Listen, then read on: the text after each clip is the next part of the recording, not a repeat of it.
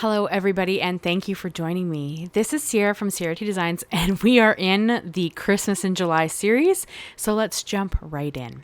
So I am going to start by cutting down my cardstock. You guys know this is my preference. I love to do this, and I'm cutting them down to be about 1/4 of an inch smaller than the A2 base, and I will later change my mind about the mat. I am cutting down 6 pieces of cardstock here.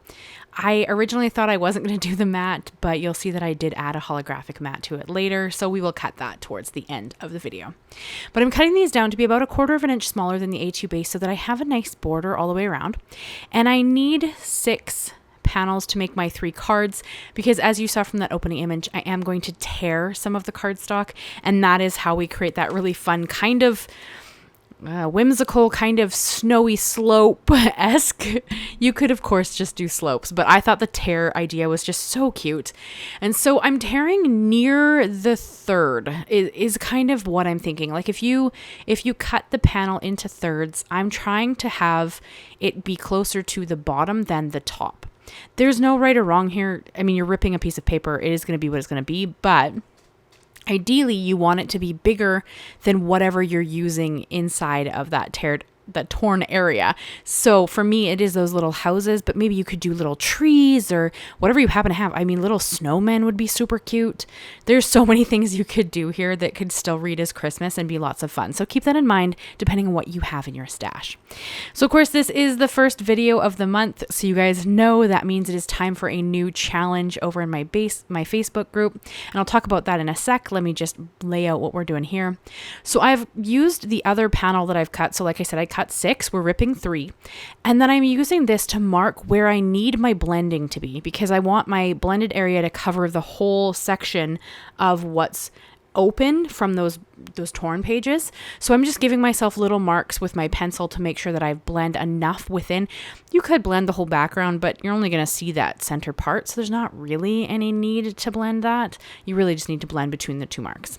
And this is one of my favorite combos for Christmas cards. You guys have seen it several times on the channel if you've watched any of my Christmas videos.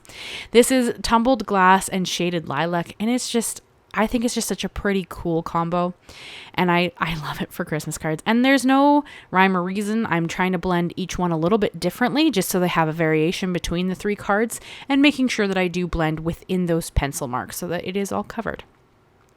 So back to the challenge. So if you don't know, I do a crafty challenge in my Facebook group every month. And of course, July is Christmas. It's pretty much always Christmas just because all of the month is Christmas. With the exception of 2 videos, the 5 cards 1 kit, of course, is not Christmas themed because it is whatever the kit is. So it's the July kit from Simon Says Stamp.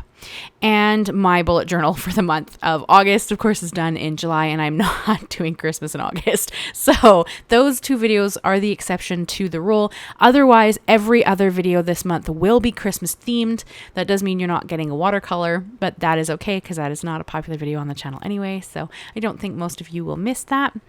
But that is kind of the thing. So of course the challenge has to be Christmas themed. So within the month of July, you need to create a Christmas featured project. Card, tag, painting, journal page. It doesn't matter what it is. It can be anything. It just has to be Christmas themed. So these are the rules. It has to be Christmas themed. It has to be made within the month. And you have to upload it to the Facebook album. Because otherwise I can't, that is the way that I pick the winner. I randomly choose winners out of everybody who's put something in, and every month a new winner is drawn and they get happy mail from me. I have examples, as reels on the channel of what the happy mail is, if that's of interest to you. But it's usually some kind of, pocket letter with a bunch of fun goodies in it. That's kind of what I aim to make. And so that is how you can come and kind of play with the rest of us if you want to. The challenge is really meant to inspire. My whole channel is meant to inspire. That is kind of my goal. So with that, the challenge is just meant to inspire you to create something. I know sometimes people struggle or they, need ideas or they're not sure what to make. This is kind of just to help them with that and give them something kind of fun to do that is themed every month. So in June, I did liquid inks. So in my example video, I did alcohol ink video. And then other people did watercolors. I think there was some like ink smushing, some sprays, that kind of thing.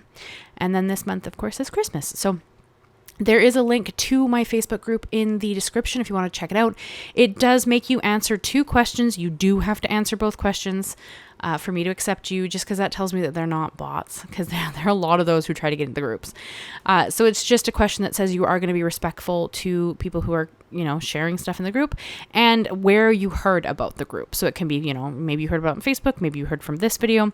However, you just do have to answer both questions, and then I will accept you as soon as I see it. So don't be discouraged if it takes me, a day or something. I'm usually pretty quick, but it is just me doing all the things. So it might take me a minute to see your request, but everybody, as long as you answer the 2 questions, you get accepted. So for my little houses, this is an Aall and Create set. It's Neighbourwoods. It's really cute. I just love the little houses. But like I said, you could do little trees, you could do little snowmen. It would need to be something that's a bit small to kind of keep that cute aspect. But I'm pretty excited about this. These have been in my collection for a while. They've been in my stash. And if you guys have been with me for any length of time, you know that I make it a mission to go through my stash and use things that I have not used or have only used once, maybe when it came out, that kind of thing. Because I don't want to be a collector. I want to be a creator. So I want to use what I spend my hard-earned dollars on, just like I want you to. So hopefully you guys find some inspiration from my channel. You find something you can use within your stash or not. There's always links down in the description of everything I've used. So if something catches your eye, I always have those links down there. And you can always ask me a question too if you have any. So that's always kind of a good way to stay in communication with me if you want to. And I decided to color in the houses. So if you saw the card that I made, I think it was about 2 weeks ago, and it had the whimsical houses, that card design, I colored in the houses with, I'm pretty sure it was mustard seed and scattered straw. I'm trying to remember off the top of my head. I blend a lot of colors, so I don't always remember. But for this one, because the windows are so tiny, I'm going to go in and use some Copic markers. You could use anything here that you have on hand, pencil crayons. You could use, I'm Canadian, they're pencil crayons to me. I think they're wax pencils to Americans. But they're pencil crayons, but you could use anything here, and you don't have to put the window back in to start with. I chose to, just because I didn't want to lose these tiny pieces, so I kind of adhered them back in with a little bit of low tack tape on the back. And then I'm going to color them in with 2 Copic markers. I have Y15 and Y17, so those are just 2 yellow shades. And this was just because I wanted to add a little bit of dimension. You could use 1 color. I'm choosing to use 2 just because I can, but you can absolutely use 1. This just it made me think of maybe like an open concept house, and then maybe they had a fire going, and you can kind of see that firelight throughout the house. That's I know that's not realistic, but these are whimsical and it's okay. It doesn't have to be realistic. It just has to bring you joy. That is all it needs to do. So I showed you a little close up there of my little windows. And then I remembered after I added that splatter that I wanted to heat emboss my sentiment. So if you guys have seen any of my Christmas videos for the last, I don't even know, a couple of years probably, this is my all-time favorite Christmas sentiment stamp. If I was to suggest one Christmas stamp to anybody of sentiments, it would be this one. It is the Simon Says stamp Christmas Blessings stamps, and it's a mix of different fonts in Christmas sentiments, and I love it so much. It is my go-to. I use it on almost every Christmas card that I make because I love it so much. And I decided to silver emboss this. So I stamped it down on the bottom. I did use my anti-static powder tool just to kind of help, but I tried really hard to keep my perfect pearls off of the part where I knew I was going to emboss my sentiment. Otherwise, you would have the embossing powder trying to stick to where you've laid the perfect pearls. And I do go back later. I didn't show it, but I do go back later and I splatter a little bit more perfect pearls on the bottom of the panel as well. And you could go in and add like white splatter if you wanted to, so it would mimic like snow on the blended area, because you wouldn't really see it on the white cardstock. I didn't do that, but you absolutely could, and it would give you more of that snowy feel. I don't know why I didn't. I just didn't. But I think I thought I had enough splatter with my perfect pearls mixed up. And yes, I promise I have a reel coming. It is on my list of things to do. I had to get a few other things done first, because you guys know I did the tulip collection, and then I had some videos I need to get done, and I have not gotten there yet. But I promise there is a short coming of me refilling my little Perfect Pearls mini mister bottle. I have gotten that question many, many, many times. It will happen. One of the easiest ways to know when it happens, if you're worried about missing it, is to sign up for my email newsletter. That would be something I would add in there. So if that's of concern to you, otherwise it will show up as a short, and I will talk about it in other videos as soon as I do it. And it probably will. I was hoping in June it would happen, but I'm a little behind. So bear with me. It will happen though. It is coming. So I did adhere the 2 back houses flat to the card front with my Nuvo Deluxe glue, and I tried to tuck them in behind the ripped paper. And then for my little house that's kind of in the front, I'm going to add a thin 3D foam square. These are about 1/8 of an inch thick, so it adds a little bit of dimension without a whole bunch of bulk, which I love because I love to mail my cards. And I'm going to just adhere that in front of the house here, and that kind of gives you a little more interest because it kind of looks like the houses are a little bit separate. I wanted to add a little bit more interest here as well. So I'm going to bring in my Copic marker. It's N2 and N4. Those are neutral grays. And I'm going to bring them in to make it look like there's smoke coming out of the chimney, because I want them to look like they're lived in. And only one of these houses have a chimney. So here you can see I'm just kind of speckling it onto the background and onto the white cardstock if it goes up high enough. And then I also added a shadow behind that front house. And I'm going to later, you will see it when I show the close-up images. I forgot to record it. I added like little footprints in the snow, walking up from like Mary to the first house. That is kind of where I added them. And I thought that it just looked really cute. So here's where I decided that the N2 wasn't quite dark enough. So I went and grabbed my N4 and I added just a little bit more interest to that. But you could leave this off if you didn't want to. I want it to look like someone lives here. So that is kind of what I was aiming for, and added that little bit of interest. So at this point, this is where I decide that I'm going to add the holographic mat layer. I get comments pretty much every time I use any kind of specialty cardstock, and people are, telling me that I should be cutting out the center and I should be, whatever. You should do absolutely what works for you with your supplies. 110%. If you want to cut out the center of this and save it, you absolutely should do that. I opt not to. It's not my preference. I find this cardstock bruises incredibly badly, and if I run it through like a die cutting machine with a die, you get all these weird marks. So I don't do that, but you absolutely should if that's, something you want to save and keep on hand.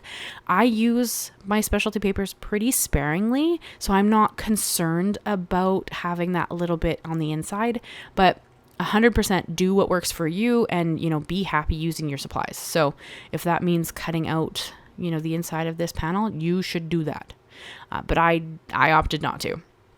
But I get comments pretty much every time I do something like this, asking why I don't cut mine out. So I thought I would just address that really quickly as we are kind of doing this. And so that panel was cut down to be about 1/8 of an inch smaller than the A2 base, giving me nice thin borders all the way around, which you will see right here. This is kind of my go-to. Usually it's a black mat, but in this case it is the holographic cardstock instead. But this is kind of my go-to cut for the different layers that I like to have.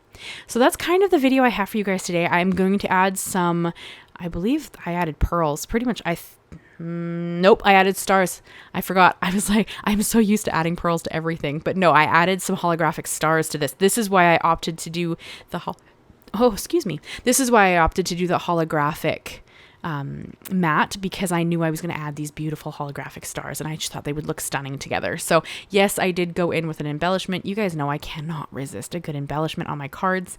I love my embellishments so much. So this is the first card of my Christmas in July series. I hope you enjoyed it. I hope you leave me a like, leave me a comment, and consider subscribing if you haven't already. I do new videos every Monday and Thursday, and like I said, there will be a lot of Christmas content coming up, because that is the month that we are in, which is just a little bit crazy. The year is flying by as always, and it's always a little shocking. I want to say a quick thank you to my members. I cannot express how much I appreciate your support. You make me able to do this, and it means the world to me that you want to support my channel. So thank you so much. And that is everything I have for you guys. So I'm going to show you a little close-up of them real quick here so you can enjoy all of that splatter and shimmer and the holographic shine. And I did not do anything on the inside of these. I know that I keep saying that I'm going to try, but honestly, I usually forget. I think it's more important that I make a couple of cards for you guys than I worry about what's on the inside. And Az just walked through the camera there. My kitten Azzer had to walk through just because he, wanted to say hi.